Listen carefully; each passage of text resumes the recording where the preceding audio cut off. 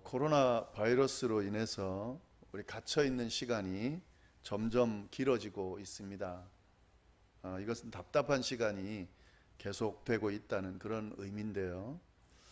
이런 답답함을 참지 못하고 집 밖으로 뛰쳐나가는 그런 젊은이들이 있습니다.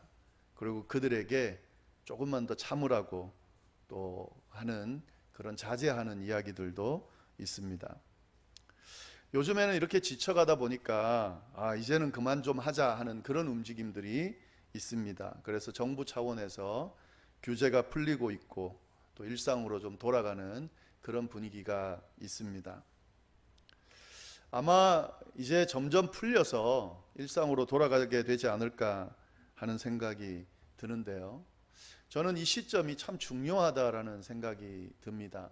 이제 일상으로 돌아가게 되면 많은 변화들이 있으리라 예측되어지는데요. 아마 이 코로나 바이러스가 있었던 이 전과 후가 많이 달라지지 않을까 하는 생각이 듭니다. 근데 사실은 그것보다도 이 코로나 바이러스를 겪으면서 저희가 많은 생각들, 많은 깨달음들을 가지게 됐는데 그런 깨달음들과 그 생각들을 잘 정리하지 못하고 다 그러니까 날려버리지 않아야 한다는 생각이 많이 듭니다. 단순한 한 번의 해프닝으로 끝나버리면 너무 아쉬운 또 너무 아까운 그런 시간이 될 거라는 생각 때문에 그렇습니다. 그래서 이제 이 이후에 아마도 이런 일이 빈번히 또 일어날 수도 있는 상황이고 또 많은 변화들 앞에서 우리가 어떻게 대처할지 또 예측도 해야 되는 그런 상황이기 때문에 저는 오늘 여러분하고 같이 그런 부분들에 대해서 좀 정리하면서 붙들어야 될 것이 무엇인지 좀 살펴보는 그런 시간을 좀 보내려고 합니다. 저도 이런 사태를 겪으면서요 많은 생각들을 했고 또 많은 깨달음을 가지게 됐는데 특히 신앙적인 부분에 대해서 좀 많은 생각들을 했습니다. 그중 하나가 뭐냐면요 신앙생활을 평소처럼 할 수 없는 상황이 됐을 때에, 그러니까 다시 말씀드리면은 이렇게 저희가 집 밖으로 나가기 힘들고 또 평소처럼 늘 해오던 신앙생활을 하지 못하는 제약이 있는 상황이 됐을 때에 그때 어떻게 신앙생활을 유지해 나갈 수 있을 것인가, 그 가운데서도 어떻게 신앙적인 성숙을 이뤄낼 수 있을 것인가 하는 그런 부분에 대해서 많이 고민을 했습니다. 사실은 이런 고민은 아주 중요한 고민임에도 불구하고 저희가 하지 않았던 그런 고민입니다. 왜냐하면요 저희는 신앙생활 한다고 해서 누군가가 제약을 하거나 아니면 그리스도인이라고 해서 핍박을 하거나 신앙생활 못하게 막는 그런 분위기에서 살고 있지 않기 때문에 사실 이 고민은 우리가 할 필요가 없었던 그런 고민들입니다. 물론 그렇지 않은 나라에서는 이게 고민이에요. 신앙생활을 제대로 할 수 없는, 대놓고 신앙생활 할 수 없는, 마음껏 신앙생활 할 수 없는, 저희처럼 그런 신앙생활을 할 수 없는 곳에서는 이 고민이 아마 제일 중요한 핵심되는 고민일 겁니다. 그렇게 신앙생활을 마음껏 또 저희가 해왔던 것처럼 그렇게 할 수 없는 상황 가운데서 어떻게 신앙을 지켜나가고 또 세워나갈 것인가 하는 부분입니다. 저희는 이번에 이런 그 사태를 경험하면서요 이 부분을 꼭 잘 정리해야 된다고 저는 생각을 하는데요, 이 다음에 이런 일이 있을 때 그때 잘 대처하기 위함도 있지만 사실은 이런 사건이 생기지 않았던, 우리가 놓치고 있는, 어쩌면 가장 중요하게 생각해야 될 부분일 수도 있기 때문에 그렇습니다. 신앙생활을 잘 할 수 없는, 또 우리가 지금 하고 있는 이런 신앙생활의 모습을 우리가 할 수 없는 상황에서 어떻게 우리의 신앙을 잘 지켜 나갈 것인가 하는 부분 우리 같이 한번 살펴보도록 하겠습니다. 그런데 한 가지 좀 또 생각해야 되는 부분은요, 지금 이 코로나 바이러스 때문에 생긴 이런 사태 때문에 이런 사태 때문에만 고립이 생기는 것은 아닙니다. 사실은 이 문제를 잘 정리해야 되는 이유가요, 우리가 인생을 살아가면서 인생 여정을 쭉 지내오는 동안, 또한 우리의 신앙생활을 쭉 해오는 동안 이런 상황들이 생길 때가 있다 하는 거죠. 우리는 이미 많이 또 여러 번 아마 경험했을 겁니다. 또 경험하게 될 겁니다. 어떤 상황과 사건들이 일어나서요, 그게 자의적이든 타의적이든 어떤 그 여러 가지 일들로 인해서 혼자 갇힌 시간을 보내야 될 때가 있습니다. 그러니까 우리가 늘 가던 교회를 가지 못하는 상황이 생길 수도 있습니다. 우리가 피할 수도 있고 또 피해야만 하는 상황이 생길 수도 있다 하는 거죠. 다른 사람 이렇게 만나던 사람 만나기 싫어지는 상황, 완전히 고립돼서 지금까지 우리가 해왔던 신앙생활을 전혀 할 수 없는, 그러나 그 상황에서도 신앙생활을 해야만 하는 그런 상황들이 살아오면서 신앙생활을 하면서 분명히 있었을 거고 또 이후에도 있을 거기 때문에요. 이 부분은 정말 잘 정리해서 잘 붙들고 있을 필요가 있습니다. 또 나이 들어가면서도 마찬가지인데요, 이게 연세가 들어가고 나이가 들어가다 보면 이렇게 저희가 막 활동할 수 없는 시간들, 혼자 보내야 되는 시간들, 그런 시간들이 많아집니다. 그런 시간들이 많아지다 보면 혼자서 무언가를 해내야 되는 그런 시간들이 주어지게 됩니다. 신앙생활도 마찬가지입니다. 혼자 많은 시간을 보내면서 혼자서 신앙생활을 잘 유지하면서 성장시켜 나갈 수 있도록 해야 하는 그런 시기가 온다 하는 거죠. 또 그런 일들이 생긴다 하는 겁니다. 이런 부분에 대해서 미리 준비하고, 그런 상황에서도, 그런 고립된 상황에서도, 우리가 늘 해오던 신앙생활을 하지 못하는 상황에서도 신앙생활을 잘 할 수 있도록 그렇게 정리하고 잘 훈련되어 있으면, 사실은 그때 그 시간이 절대로 그렇게 외롭거나 힘들거나 아무 의미 없는 무가치한 시간으로 절대 날아가지 않을 겁니다. 그 시간도 여전히 의미 있고, 그 시간도 여전히 신앙의 여정 가운데 있고, 그 시간이 여전히 신앙을 성숙시키고 신앙을 이어갈 수 있는 그런 시간으로 보낼 수 있기 때문에 그렇습니다. 그래서 이 부분을 정리할 필요가 있다 하는 거고요. 이걸 위해서, 이런 내용을 정리하기 위해서 오늘 본문을 가지고 우리 한번 좀 살펴보도록 하겠습니다. 오늘 본문을 보면은요, 이 고립되어 있는 그 두 사람이 나오는데요, 이 바울과 실라라고 하는 사람이 나옵니다. 그들이 지금 감옥에 갇혀 있는 그런 상황입니다. 그들은 어떤 사건으로 인해서요, 이렇게 감옥에 갇히게 되는데, 먼저 이 감옥에 갇히는 그 상황, 오늘 그걸 함께 나누려고 하는 건 아니지만 그래도 말씀을 잘 이해하기 위해서 이 사람들이 왜 감옥에 갇혔는지 그 내용을 먼저 좀 살펴보고 또 말씀을 이어가도록 하겠습니다. 16절부터 나오는 말씀인데요, 지금 이 상황은 어떤 상황이냐면 바울이 전도 여행을 하는 상황입니다. 바울이 2차 전도 여행을 할 때 그때 일어난 사건입니다. 바울은 1차 전도 여행 때 소아시아 주변에 있는 지역들을 다니면서 복음을 전했고, 굉장히 효과적으로 복음을 전했고 많은 열매들을 맺었습니다.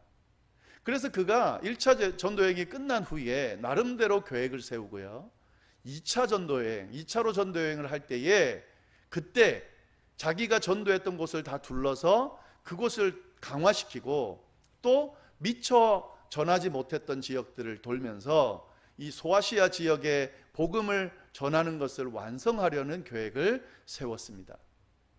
그런데 그가 가려고 하는 어떤 곳에 가기 전에 주의 영이 나타나서 바울이 계획한 곳으로 가지 말고 다른 곳으로 가라고 그렇게 사인을 보내줍니다. 그래서 바울이 자기가 가려고 하던 그 아시아 쪽으로 가지 않고요, 발을 돌려서 유럽을 향해서 전도 여행을 가게 됩니다.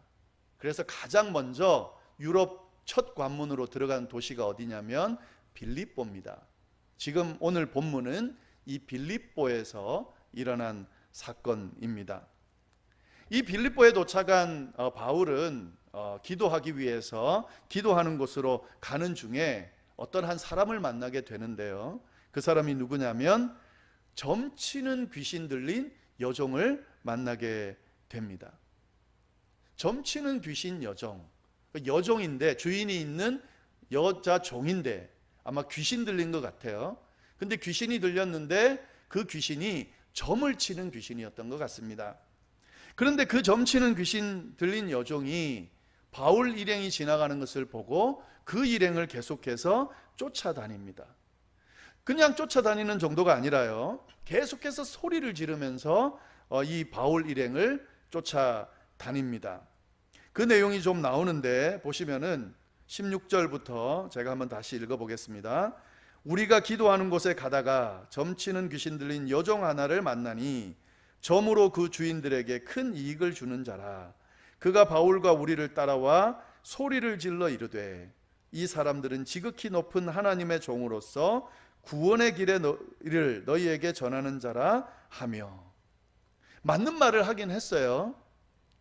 지극히 높은 하나님의 종으로 구원의 길을 너희에게 전하는 자다 라고 맞는 말을 하지만, 이 말을 이 바울 일행에게 도움이 되게끔 한다기보다는 계속 여러 날 쫓아다니면서 소리를 지르니까 18절 보시면 바울이 심히 괴로워하여 돌이켜. 바울이 괴로울 정도로 따라다니면서 소리를 지르는 거예요.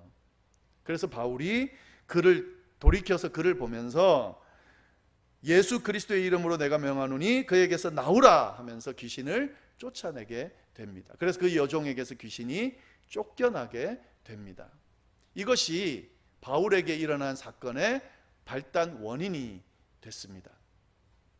귀신을 쫓아내는 이 좋은 일을 했는데요, 근데 어떤 일이 일어나냐면 이 여종의 주인들이 있었던 것 같습니다. 한 명이 아니라 여러 명이었던 것 같은데요, 아마 이 여종이 점을 쳐서 돈을 벌면 그 돈을 나눠 갖는 주인들이 있었던 것 같습니다.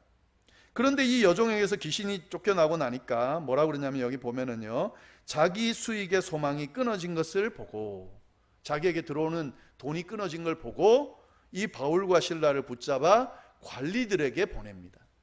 그랬더니 관리들이 그 상관들 앞에 가서 보고를 하는 거예요. 뭐라고 보고하냐면요, 이 사람들은 유대인인데 로마인인 우리가 보기에는 전혀 받지도 못하고 행하지도 못할 이상한 풍속을 전한다라고 고발을 합니다. 그렇게 고발하니까 그 주변에 있던 사람들이 일제히 일어나서 막 고발을 하니까 이 상관들이 옷을 벗기고 그리고 때려서 감옥에 가둬라 라고 명령을 하게 되고요, 이 바울과 실라를 이 간수들이 많이 치고, 이 사람들이요, 그리고 옥에 가두고 간수에게 명령하여 든든히 지키라 하였다. 그리고 발에다가 착고를 채웠다. 이제 이게 오늘 사건의 내용입니다.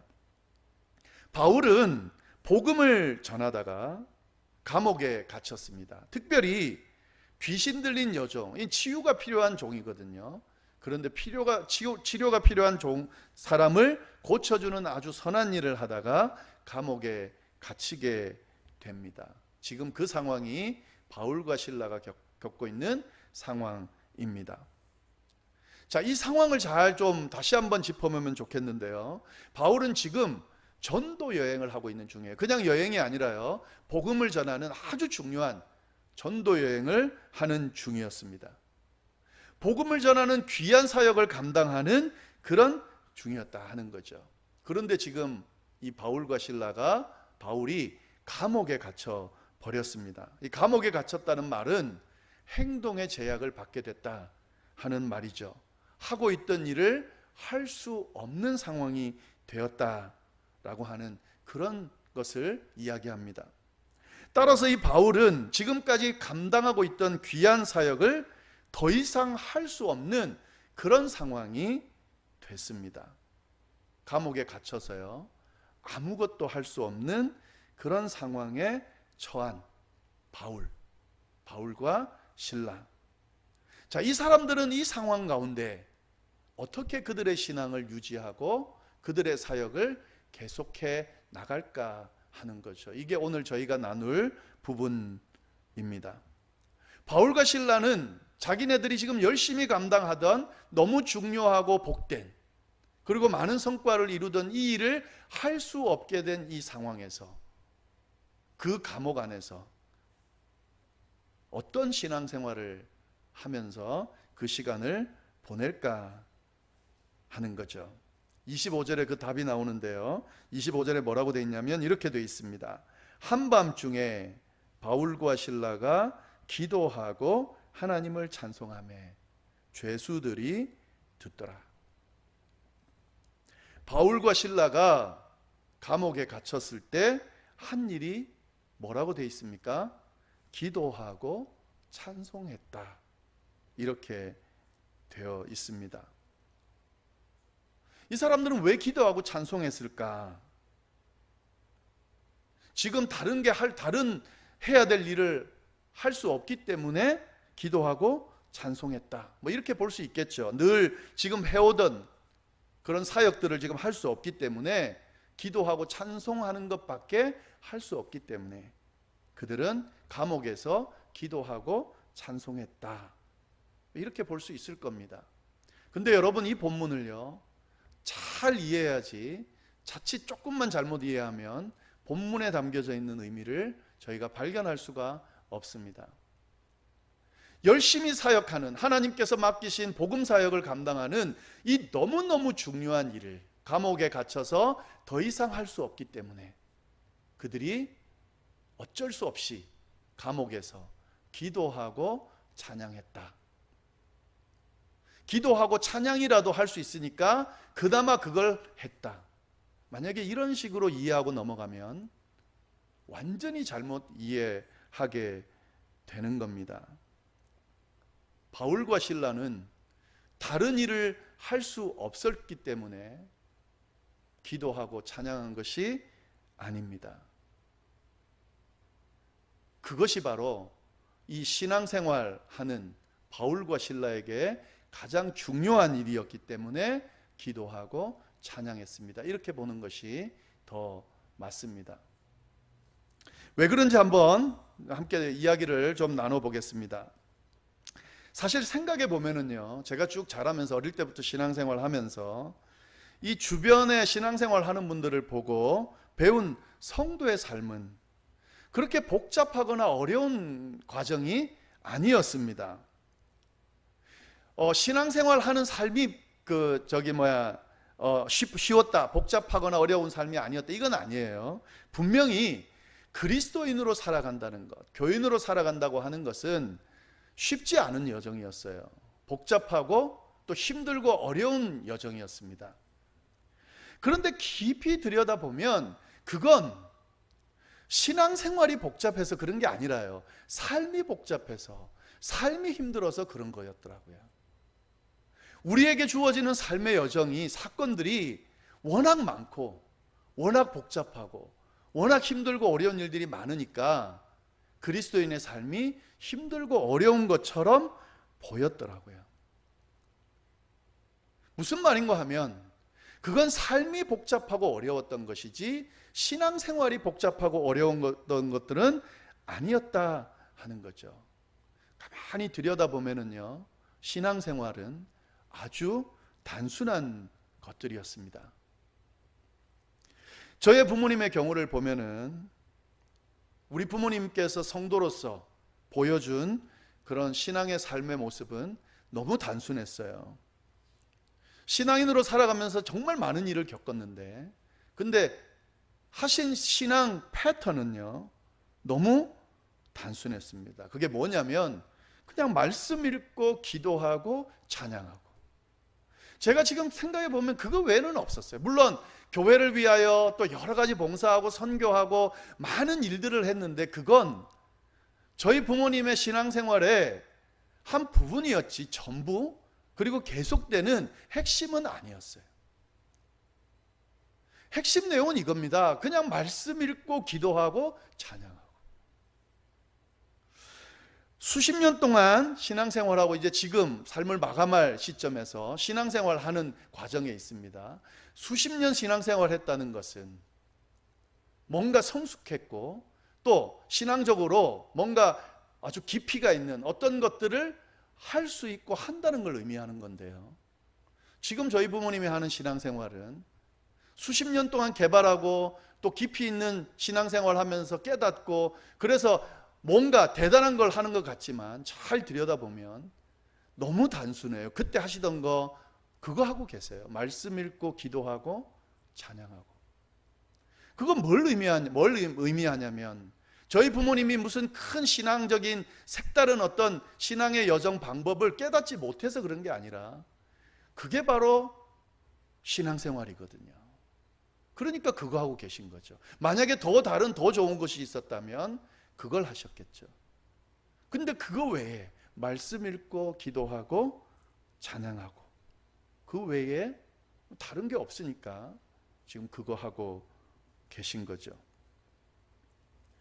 저의 삶을 좀 돌아봐도 마찬가지입니다. 저 목사가 됐어야 하고 또 목사로서 살아왔어야 했기 때문에 수많은 책들을 읽고 또 많은 신앙적인 과정들, 방법들 한번 연구하고 또 이걸 또 전해야 됐기 때문에 그렇게 고민하면서 씨름하면서 그렇게 신앙생활을 해왔습니다. 어떻게 하면 신앙생활을 잘할 수 있을까? 어떻게 하면 성숙할 수 있을까? 어떻게 하면 이 신앙생활을 잘 유지할 수 있을까? 고민하면서 여기까지 왔는데 돌이켜보면은 복잡한 게 아니라 너무 단순하더라고요. 말씀 보고 기도하고 찬양하고. 좀 더 나가면 어떻게 하면 말씀을 계속 잘 보고 어떻게 하면 기도 생활을 열심히 하고 어떻게 하면 찬양하는 삶을 유지해 갈 수 있는지 이거 깨닫고 붙들려고 씨름해 왔더라고요. 그러니까 신앙생활이라고 하는 것은 이렇게 단순하더라 하는 겁니다. 제가 조금 잘못 이해하는 것처럼 그렇게 보일 수 있나요? 신학적으로 굉장히 깊이가 없는 그런 이야기를 하는 것처럼 그렇게 보일 수도 있습니다. 그런데 여러분, 신앙심이 깊고 다른 사람의 모범이 되는 위대한 그리스도인들의 모습을 보면 그들의 신앙생활은 복잡하지 않고 아주 단순했습니다. 말씀 읽고 기도하고 찬양하고. 그들이 위대한 건 우리들보다 좀 더 위대할 수 있는 건 말씀을 더 읽고 더 기도하고 더 찬양하는 삶을 살았던 거더라고요. 무슨 다른 특별한 어떤 행위를 한 것이 아니라요. 신앙생활 한다는 것은 말씀 읽고 기도하고 찬양하고. 오늘 이 본문의 상황을 다시 돌아보면은 이 바울을 한번 생각해 보면 바울은 아주 지식이 많고 똑똑한 사람입니다. 신앙생활 좀 하신 분들은 잘 아시겠지만 바울의 똑똑함은 성경에도 나와 있죠. 경험도 아주 많은 사람입니다. 지금 이렇게 감옥에 갇히게 되면 이 사람은 똑똑한 사람이기 때문에 그리고 많은 경험이 있는 사람이기 때문에 아마 이런 생각을 좀 할 수 있지 않았을까 우리가 추측해 볼 수 있는데요. 감옥에 갇혔지만 어떻게 하면 이 감옥에서 나갈 수 있을까? 또 지금 해오는 그 중요한 복음 전파 사역, 이 사역을 이렇게 멈추면 안 되는데 이걸 잘 해나가야 되는데 어떻게 하면 할 수 있을까? 이런 생각들을 하면서 그 감옥에서 시간을 보냈을 수 있을 것 같습니다. 또 어떤 면에서는요, 이 시간을 낭비처럼 내가 지금 이러면 안 되는데 여기서 이러고 있으면 안 되는데 지금 무가치한 시간을 보내는 것처럼 그렇게 생각하면서 시간을 보냈을 수도 있습니다. 그런데 성경에 보면 바울은 그렇게 시간을 보내지 않았다고 그렇게 나와요. 바울은 거기서도 여전히 기도하고 찬양했습니다. 모든 것들이 가능한 그것들이 뭐가 있는지 막 찾으면서 그렇게 시간을 보내지 않았고요. 여러 가지 복잡하고 또 여러 가지 힘든 경우의 수를 생각하면서 어떻게 하면은 이 시간과 에너지를 낭비하지 않을 수 있을까 생각하면서 그렇게 거기에 힘을 쏟지 않았어요. 그냥 아주 단순하게 갇혀 있으니까 뭐 다른 걸 할 수 없으니까 했을 수도 있겠지만 그냥 늘 하던 대로 기도하고 찬양했습니다. 그는 감옥에 갇혀서도 여전히 늘 해오던 대로 기도하고 찬양했습니다. 왜 그가 감옥에서도 여전히 이런 신앙생활을 했다고 말하는지 알 수 있는 내용이 있어요. 그 내용이 뭐냐면 오늘 본문에 보시면 16절에 보면 우리가 기도하는 곳에 가다가 이렇게 돼 있어요. 무슨 말이냐면 지금 바울이 이 사건이 일어나게 된 그 시점이 언제냐면 기도하러 가다가. 근데 여러분 지금 기도하러 가다가 바울이니까 기도하러 갈 수 있겠지 이렇게 생각하시면 안 돼요. 지금 이 시점이 언제냐면 빌립보에 갔을 때 거기서 한 겁니다. 이 빌립보라는 곳이 어떤 곳이냐면 사도 바울이 가려고 계획하지 않았던 곳이에요. 바울은 소아시아에 있는 지역으로 전도여행을 가려고 했습니다. 그가 그곳에 가기 위해서 계획을 잘 세웠겠죠. 근데 하나님은 그곳으로 보내지 않고 빌립보로 보내셨어요. 그러면 바울이 해야 될 일이 뭘까요? 빌립보에 가서 어떻게 여기서 자기 계획이 틀어졌는데 여기서 어떻게 복음을 잘 전할 것인지 또 여러 가지 맡겨진 사역들을 어떻게 감당할 것인지 이런 것들을 먼저 생각하고 계획했어야 되겠죠. 그런데 오늘 성경을 보면 그 순서적으로 약간 봤을 때 그는 그런 것보다 우선적으로 기도하러 갔습니다. 빌립보라고 하는 곳, 낯선 곳, 원하지 않던 곳, 계획되지 않은 곳에 가서 그가 가장 먼저 한 건 뭐냐면 기도하러 갔다 하는 거죠. 바울의 일상은, 바울의 신앙생활은 이거였기 때문에 그렇습니다. 바울은 엄청나게 많은 사람들에게 복음을 전하고 많은 가르침을 주고 많은 책을 쓰고 성경을 쓰고 그리고 이방인들을 전하는 엄청난 일을 했지만 사실 바울에게 있어서 그의 신앙생활은 이거였어요. 기도하러 간 것, 찬양하는 것, 말씀 읽는 것. 그러니까 사실은 감옥에 갇혀도 별반 다를 게 없는 거예요. 늘 기도했으니까 감옥 속에서 기도하는 겁니다. 감옥 가운데서도 기도했다는 건 늘 기도했다는 걸 의미하는 거예요. 어디에 있든지 상관이 없는 거죠. 그가 기도한 그 사건을 통해서 어떤 일이 일어나냐면 옥문이 열려요. 기도하고 찬양하는 가운데. 옥문만 열립니까? 거기에 지키고 있던 간수가 회개하고 복음을 받아들이게 됩니다. 완전한 변화가 일어났죠. 감옥 속에서요.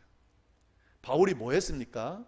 간수 붙들고 나는 밖에서 하던 복음 전하는 사역을 계속해야 되니까 간수에게도 복음을 전해야지. 그래가지고 간수를 붙들고 간수에게 복음 예수 믿으라고 이렇게 막 전했다는 내용 여기에는 없어요. 감옥에 갇혀서 그가 한 게 뭐냐면 기도하고 찬양했습니다. 그랬더니 그 기도에 응답하시는 하나님께서 이런 일들을 계속할 수 있도록 그렇게 해 주셨다 하는 거죠. 저는 이 말씀을 보면서 어떤 생각이 드냐면 바울은 밖에서, 감옥이 아닌 밖에서 전도 사역을 감당할 때도 이렇게 했겠다는 생각이 들어요. 열심히 복음 전하기 위해서 막 다니면서 어떻게 하면 그들에게 복음을 잘 전할 수 있을까 고민하고 거기에 엄청난 시간을 물론 쏟았겠지만 그것 전에, 그것보다 더 많이 시간을 쏟은 부분이 기도하고 말씀 보고 기도하고 찬양하는 그 부분에 쏟지 않았을까 하는 생각이 듭니다. 그리고 그 신앙적인 행위가 복음을 전하는 엄청난 바울이 맺게 된 열매들을 맺게 하지 않았나 하는 생각이 듭니다. 코로나 바이러스 때문에 집에 갇히게 됐죠. 우리가 늘 하는 신앙생활을 할 수 없게 됐습니다. 그러다 보니까 극명하게 이렇게 둘로 나눠지는 현상이 나타났습니다. 이렇게 되니까 신앙생활하기 힘들어하는 분들이 나타나기 시작했어요. 이렇게 가다가는 신앙을 유지하기 힘들겠다. 물론 맞습니다. 하나님께서 여러 방법들을 주시고 신앙을 유지하고 성장할 수 있는 여러 방법들을 주셨습니다. 함께 모이고 함께 예배드리고 함께 배우고 나누고 하는 과정을 통해서. 그러나 그것이 우선되어지는 것은 아니에요. 그 전에 먼저 되어질 것이 있다 하는 거죠. 어떤 분들은 이 시간이 도리어 더 좋은 시간, 또 하나님을 깊이 만날 수 있는 시간, 또 하나님과 깊은 교제를 나누면서 신앙의 성장을 이루는 시간으로 보낸다고 고백하는 사람들도 있습니다. 어떻게 이런 차이가 생겨날까? 그건 코로나 바이러스 때문에 집에 있느냐 아니냐, 교회를 나오냐 아니냐, 이 부분 때문에 생겨난 게 아니고요. 집에 있든 교회 나오든 갇히든 갇히지 않든 늘 신앙생활은 말씀 읽고 기도하고 찬양하고, 이것이 나의 신앙을 성장시키고 이것이 신앙의 전부라고 믿고 그걸 열심히 해오던 사람들, 그리고 그것을 열심히 훈련하는 사람들, 그 사람들이냐 아니냐의 차이점인 거죠. 코로나 바이러스가 끝나고 이제 포스트 코로나 바이러스 시대가 되면 분명히 여러 가지 혼란스러운 일들이 생길 텐데, 그때 저는 이런 분들이 빛을 발하지 않을까 하는 생각이 듭니다.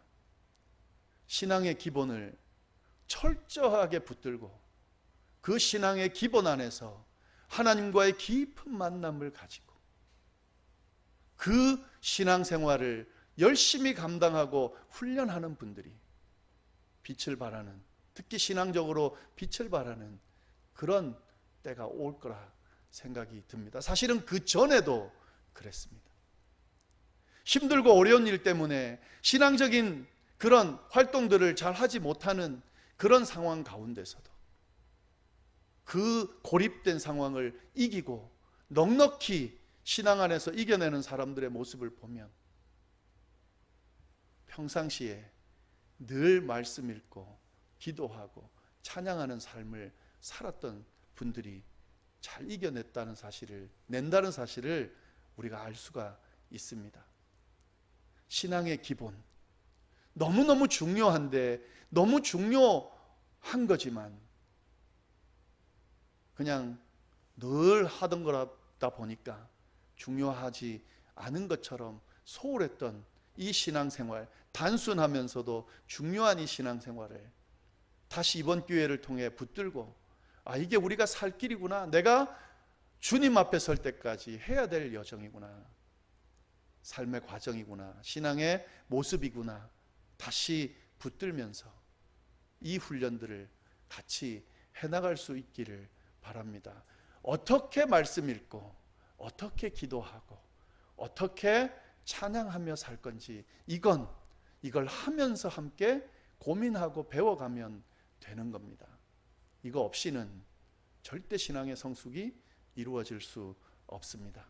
이런 신앙적인 기본 패턴들을 잘 훈련해서 이 이후에 어떤 상황이 와도, 어떤 고립된 상황이 와도 변함없이 바울과 실라처럼 기도하고 찬양하는 삶을 살아서 그리스도 안에서 풍성한 은혜, 풍성한 복을 누리는 저희 모두가 될 수 있기를 간절히 바랍니다. 함께 기도하겠습니다. 하나님 아버지, 저희에게 귀한 말씀을 통하여 하나님의 음성을 들을 수 있도록 인도해 주시니 감사합니다. 신앙생활 하는 것, 주님, 너무 단순한데 너무 소홀하지 않았나 하는 생각이 듭니다. 하나님의 말씀을 듣고 읽고 소중하게 생각하며 따르고 주님과의 깊은 만남을 기도를 통해 계속 하면서 하나님께서 나의 하나님 되심을, 우리를 지키시고 인도하시는 그 하나님을 찬양하며 살아가는 삶, 그것이 바로 우리의 신앙생활이고 우리가 붙들어야 될 삶이라는 사실을 다시 한번 깨달을 수 있도록, 붙들 수 있도록 인도하시니 감사합니다. 하나님, 이번 혼란스러운 이 기회를 통하여 다시금 이 간단하면서도 명료한 신앙 패턴을 저희가 붙들 수 있도록 인도하여 주옵소서. 이 신앙 패턴을 잘 훈련할 수 있도록 인도하여 주옵소서. 그래서 어떤 상황 가운데서도 변함없이 하나님의 말씀을 읽고 기도하고 찬양하는 이 신앙생활을 할 수 있도록 주여 인도하여 주옵소서. 이 가운데에 하나님의 놀라운 역사, 하나님께서 주시는 풍성한 열매가 있다고 말씀은 계속 말하고 있습니다. 하나님, 이런 단순한 신앙 패턴, 이 잘 훈련된 신앙생활을 통하여 주님 주시는 풍성한 은혜를 받아 누리며 사는 저희 모두가 될 수 있도록 주여 인도하여 주옵소서. 하나님께서 함께하여 주시기를 간절히 바라고 살아계신 예수님의 이름으로 기도드립니다.